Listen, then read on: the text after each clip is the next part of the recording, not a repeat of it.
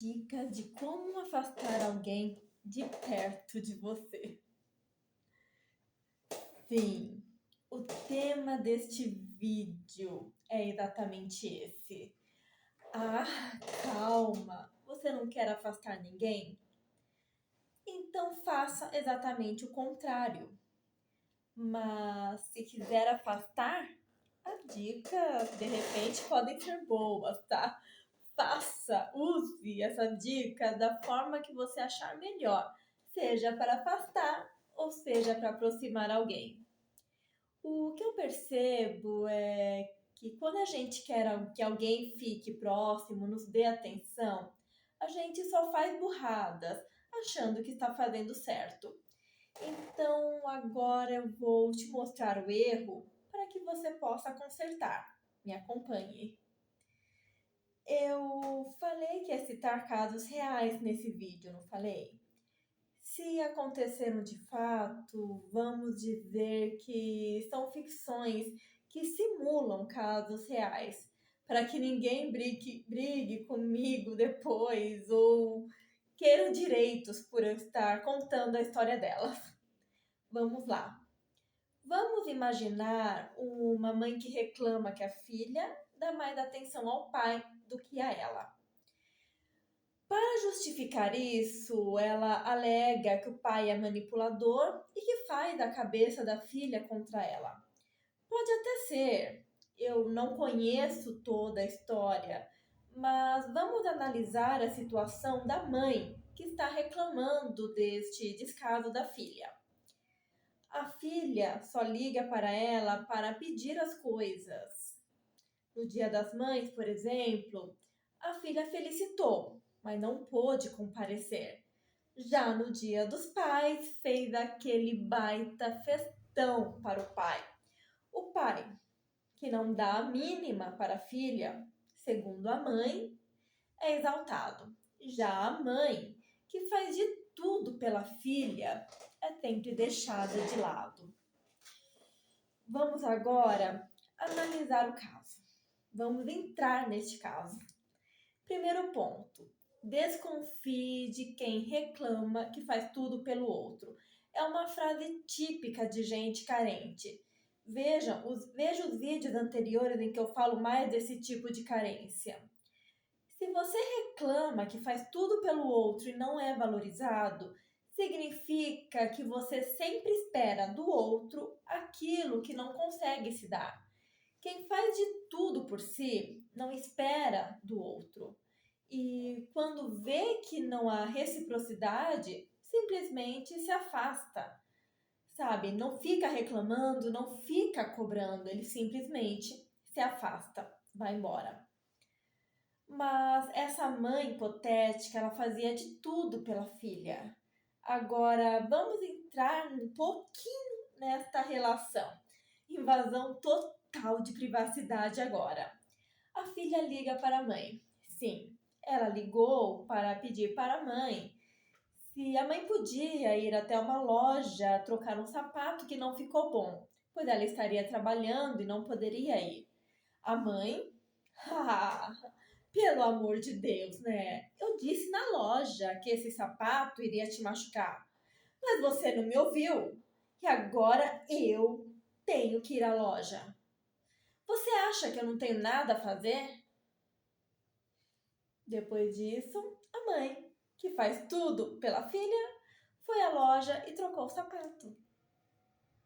Em outro momento, a mãe liga para a filha e pergunta para ela se ela virá ao almoço de domingo. E a filha diz que não seria possível, porque já tinha um compromisso. A mãe então despeja. Mas você sempre tem compromisso, não é mesmo? Você não dá a mínima importância para mim. E a tonta aqui tenta fazer de tudo para te agradar. E ainda queria fazer um almoço para você. Eu preciso parar de ser besta, viu? Você vai ver no dia que eu parar de me importar com você. Reclamando para todos, essa mãe deixa bem claro que não vai mais ajudar a filha e nem convidá-la para almoçar. Fim de papo. E aí? esse é um bom caso para analisar, não é mesmo? Porque é tão comum de acontecer por aí, seja em relação de mãe e filhas, de marido e mulher, até mesmo de colega, algum parentesco. O que vocês identificaram aqui?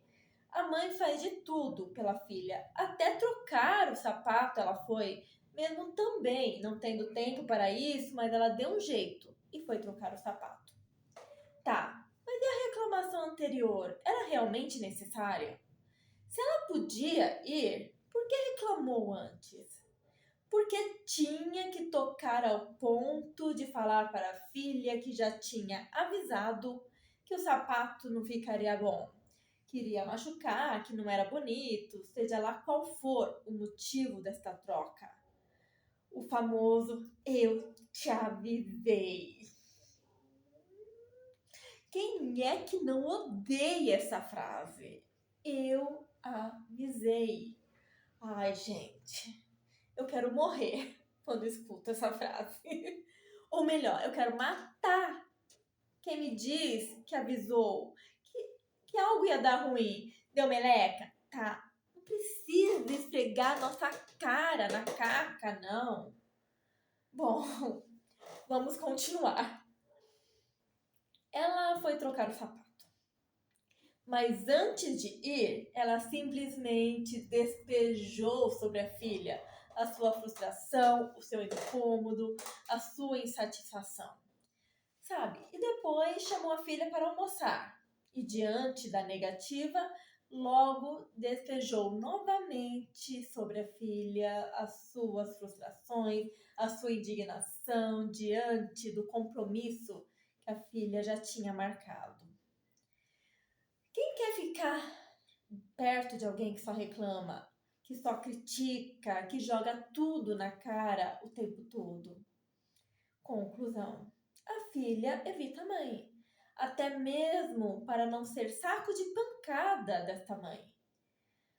Eu não questiono, neste caso, o amor da mãe pela filha, mas a mãe não está sabendo se conduzir para trazer a filha para perto dela, para que a filha queira estar mais perto da mãe. Se eu citei 2 ligações agora, nessas 2 ligações houveram reclamações, jogadas na cara, não houve carinho e com certeza houveram outras inúmeras situações semelhantes a esta. Parece sempre o mesmo script, sabe? Não muda. E isso é comum de acontecer. A mãe fala que vai mudar, que não vai mais se importar, que vai parar de ser tonta. Mas com certeza vai dar continuidade a esta história sem fim. Sabe? Sempre reclamando, mas sempre fazendo. Sempre chamando, sempre criticando, sempre se inconformando diante do distanciamento dessa filha e comparando ainda o que ela recebe em relação ao que o pai recebe, sabe? Sempre vai ser assim essa situação, esta encenação, aquele jogo de poder sem fim. E com certeza, para chegar a esta situação, diversas outras vezes a conversa deve ter tido o mesmo tom e deve ter tido outras vezes, e outras vezes terão esse mesmo tom, porque o negócio não tem fim enquanto ela não perceber o que precisa de fato ser mudado para que a situação final também mude. Gente, entendam uma coisa. Palavras ásperas afastam, cobranças afastam. Quando você muda o seu tom, você consegue aproximar o outro de você. Nesse caso, por que será que o pai tem a total presença e carinho da filha? Porque o pai deve acolhê-la, deve ser agradável, deve elogiar, deve ajudar, enaltecer os pontos bons da filha. E quem é que não quer estar ao lado de quem aprecia a nossa companhia, não é mesmo?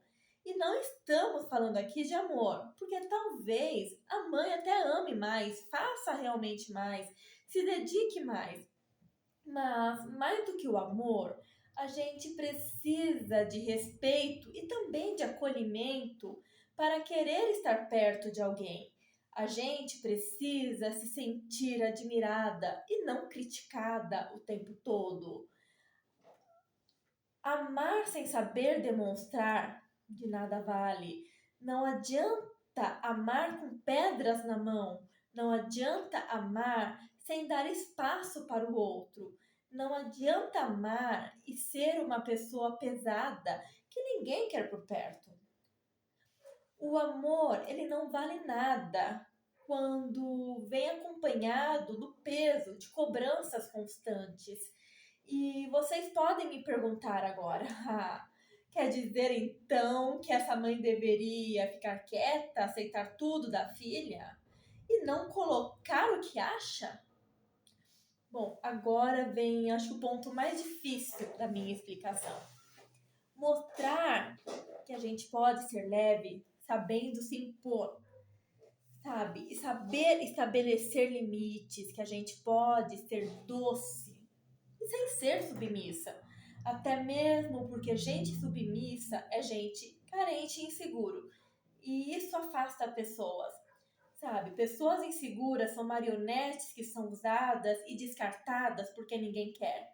E eu não falo aqui também de ser falso para agradar, ou fingir ser quem você não é para tentar ser simpático. Nada disso. Aqui eu estou falando de tratar o outro com respeito, assim como você gostaria de ser tratado. No caso desta mãe, vamos mudar um pouco o tom desta conversa? Vamos lá. Vamos reescrever essa história em outro tom. Então a filha liga para a mãe para pedir um favor. Ela comprou aquele sapato. Sim, aquele sapato que a mãe já sabia desde o início que não iria servir. Se ela pode ir, se a mãe pode ir, diga apenas, tudo bem. Irei lá na quarta, quando irá me trazer o sapato? E quando a filha passar na casa, atenda sorridente, faça um café, faça algum elogio. A gente gosta de elogio, gente. Ou simplesmente diga, eu também estou ocupada, eu não posso ir. Pronto, acabou. Neste último caso em que houve uma negativa, a filha pode ficar com raiva? Pode. Mas aí é problema da filha, não mais da mãe. Quem mandou comprar aquele sapato errado, não é mesmo? Mas a mãe vai pensar isso. Não precisa externalizar. Não precisa se mostrar a dona da razão com o famoso e incômodo. Eu não te disse? Eu avisei. Gente, não há nada mais insuportável do que ter que aturar alguém ao lado dizendo, eu te avisei. Para uma situação em que já deu. Você sabe que deu errado e mesmo assim tem alguém do lado que vai te ajudar dizendo, eu te avisei. Para, né, gente? Pelo amor de Deus, eu odeio essa palavra. Eu sei que vai ter gente que vai querer me xingar depois de assistir esse vídeo e suspirar no desligar e dizer, nada a ver. Ela está insinuando que eu terei que ser trouxa apenas para ser agradável? Gente, nada disso. Ser trouxa é ir trocar o sapato, mesmo após 1000 reclamações. Ser trouxa é reclamar do distanciamento de alguém sem olhar em você o que está causando esse distanciamento. Ser trouxa é não conseguir dizer não, mas dizer sim com vários apesares, várias críticas, vários pesos. Sabe, eu estou aqui ensinando a se respeitar ao dizer não, mas respeitando o outro sem despejar neles as suas frustrações. Quer ter boas relações com as pessoas? Pare de brigar com elas, pare de criticá-las, pare de ser peso para elas. Mas isso não significa ser submissa a elas. Isso significa dizer, Direto, sim ou não. Seja direto, mesmo que desagrade, mas seja direto. Não despeje as suas frustrações, os seus incômodos através de críticas e mais críticas que não valem de nada. Olha, agora eu vou contar um pouquinho de mim. Ai, meu Deus, vamos lá. Gente, eu vou contar um segredo. Eu sempre fui briguenta, sabe? Aquele tipo de falar tudo o que pensa, doa a quem doer. Até o momento em que eu percebi que isso não estava me levando a lugar nenhum. Hoje eu apenas observo e deixo a pessoa brigar sozinha, se ela quiser brigar. E se isso me faz ser trouxa? Não. Porque quando eu vejo que está ultrapassando algum limite, eu apenas digo em poucas palavras o que me incomoda e tudo cessa. Isso se valer a pena dizer algo que muitas vezes não vale. Ao contrário de antes, em que eu dizia tudo em 1000 palavras, ou melhor, 1 milhão de palavras, 1 bilhão de palavras. Hoje, amanhã, depois, fico repetindo aquilo o tempo todo, sabe? Eu dizia tudo o que eu pensava 1 bilhão de vezes. E a pessoa fingia que ouvia para que eu não continuasse com mais 1 milhão de palavras. Hoje eu digo apenas em uma, e já é o suficiente. Pois quanto menos se fala, mais autoridade se tem.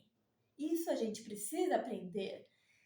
E uma dica valiosa às mulheres, principalmente. Sim, pois as mulheres que têm a mania de querer extravasar o que pensa, os seus sentimentos, as suas verdades. Isso é meio até do fisiológico da mulher. Ela tem essa necessidade de falar e de ser ouvida, sabe? Como tudo na vida, né, gente? Tem um mas. Vamos ponderar um pouco isso, mulherada, até mesmo para aliviar a nossa fama de chata, que às vezes eu tenho que dar razão a essa fama. Gente, eu tenho que dar razão. Bom, vamos lá. O cara chega. Ela vai começar a falar tudo. Reclama da toalha em cima da cama. Deixa eu ver. Reclama do horário que ele chegou. Reclama dos amigos. Reclama daquilo que ele disse há 20 anos atrás. Mas agora é a hora, gente. Bora colocar tudo, toda a verdade em jogo. É o momento, é agora. E sim, ele concordou com você em tudo, né, gente? Ele te deu razão em tudo. Porque você estava com a razão? Não, gente, não.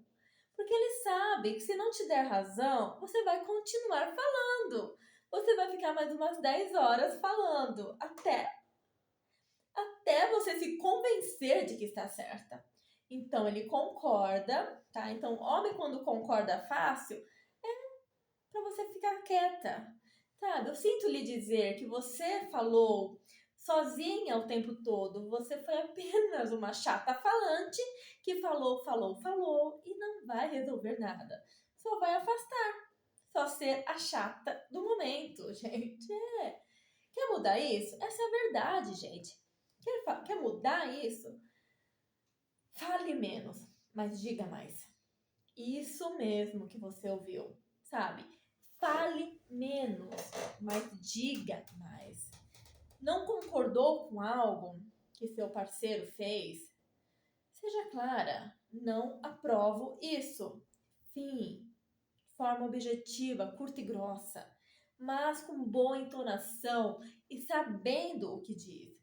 Sabe? Sem mais prorrogações, sem o segundo tempo, sem citar todas as outras 999 mil vezes que ele fez igual, gente. Ai. E agora eu te pergunto, se ele fez 999 mil vezes algo que não te agrada, por que ainda está com ele?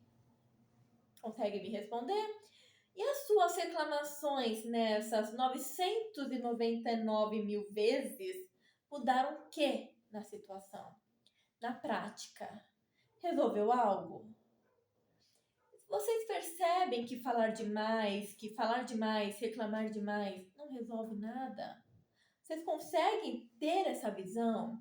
Muito pelo contrário, falar demais faz você ser a chata, ele querer distância e tudo piorar, uma vez que você perdeu totalmente o respeito que poderia haver nessa situação. É assim que a maioria dos relacionamentos acabam, seja de casamento, amizade, até mesmo relações familiares. Então fale menos. Aceitar tudo? Não.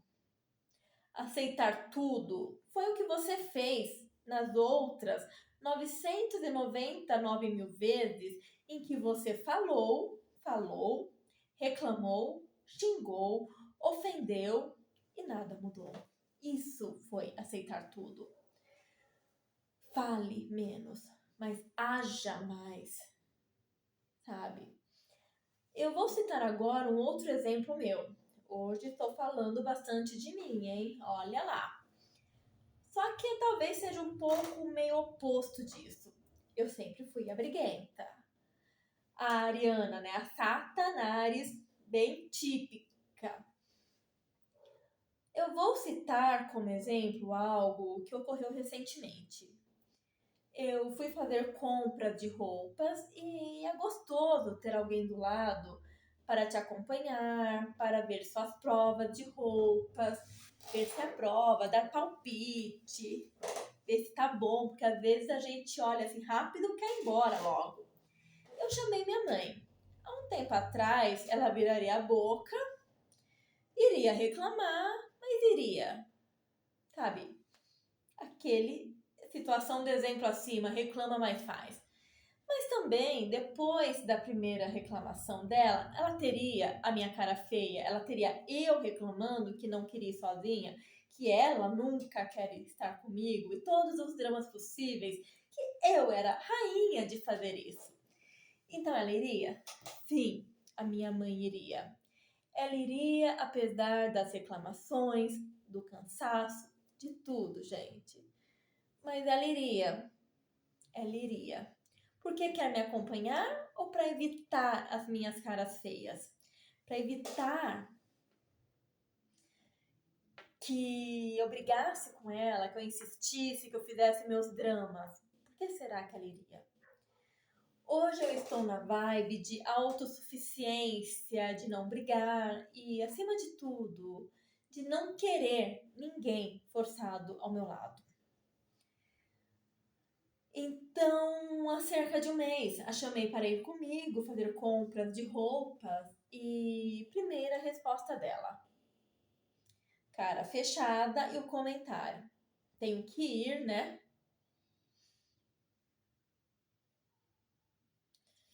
Eu preferi não falar nada. Ela disse, tenho que ir, né? Porque a Michelle de antes iria fechar a cara também. Iria falar um monte e para evitar brigas, ela teria que ir. Apesar do cansaço, apesar de tantos outros motivos possíveis, mas ela iria. A Michelle de hoje não falou nada e foi sozinha. Quando ela viu que eu já tinha ido, eu já estava com a sacola de roupas em casa, sem brigas. Eu tenho certeza, sabe, que ela iria de boa comigo fazer essas compras. Mas ela está tão acostumada com a minha versão antiga, ranzinza, que ainda existe o automático em suas respostas. Ainda existe o tenho que ir, né? Para evitar encrenca. Mas que encrenca? Não houve encrenca nenhuma. Mas aos poucos, cabe a mim mostrar a ela, com uma mudança de postura, que eu posso ser uma companhia agradável e a consequência disso será que eu terei de forma natural, sem qualquer tipo de cobrança e sem o tenho que ir, né? Que seja agradável ir, né? Tem que ser assim. Ela não tem que ir, ela não tem que fazer absolutamente nada que seja do desagrado dela. Ela é livre e eu sou autossuficiente. Essa é a resposta ideal de tudo. Agora vamos voltar à mãe do primeiro exemplo. Quando ela mudar a postura, quando ela fazer as coisas sem reclamar, ou simplesmente não fazer, se impondo com educação, ela se tornará uma companhia mais agradável e a consequência disso é que a filha irá se aproximar mais dela. A mulher ou toda pessoa com tendências mais carentes precisa entender que não é com reclamações repetidas que se muda o outro. Seja leve, não com o outro, mas com você mesma. Excessos de reclamações e tentar mostrar ao outro as suas razões fazem de você uma pessoa insegura. E pessoas inseguras tendem a ser chatas e desagradáveis. E isso afasta as pessoas, sabe? Saiba se impor, saiba dizer não, saiba dizer o que sente uma única vez, de forma clara. Somente assim você passará a ter o respeito que você espera do outro. E é o respeito que mantém as pessoas ao seu lado. Não são as cobranças, muito menos o medo de brigas. Somos muito rápidos em criticar, mas lerdos demais em elogiar os outros.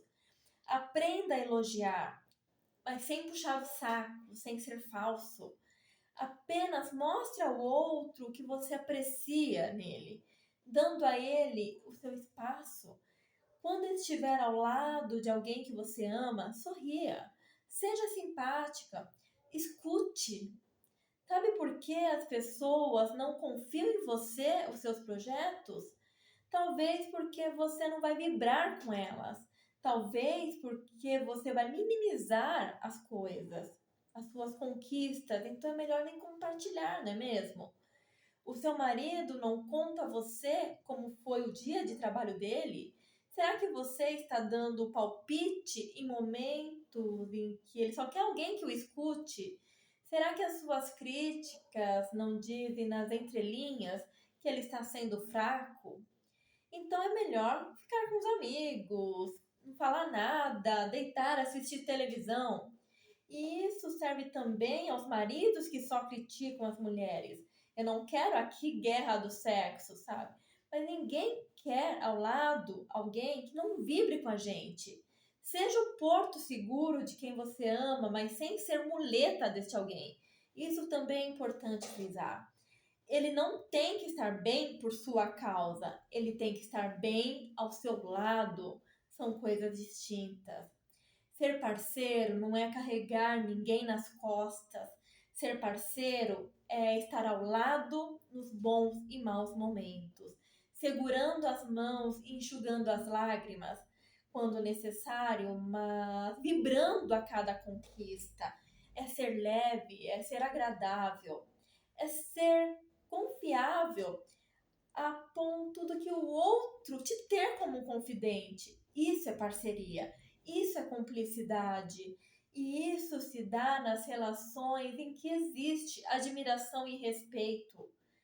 E quando você admira e respeita a si mesmo e reflete isso nos outros, você não faz do outro a sua muleta emocional, a sua privada emocional, onde você despeja as suas sujeiras da sua vida, sabe? Admiração e respeito, leveza. Leve as suas palavras como guias para manter as pessoas perto de você. Mude o seu tom, que automaticamente os outros vão querer estar mais perto. Como tarefa de casa, comece a monitorar sobre como você trata as pessoas ao seu redor, o seu tom, se há cobranças, críticas. Se imponha mais, dizendo não, mas elogie, enalteça os pontos fortes do outro, porque eles tomarão proporções cada vez maiores. Aquilo que a gente dá importância é o que cresce, então dê importância às coisas positivas, sabe? Queira a companhia dos outros, mas sem precisar cobrar por isso. E para finalizar essa série sobre carência emocional, no próximo vídeo eu quero explicar um pouquinho uma visão metafísica sobre esses conflitos de dependência emocional. Eu te aguardo lá. Obrigada por estar comigo.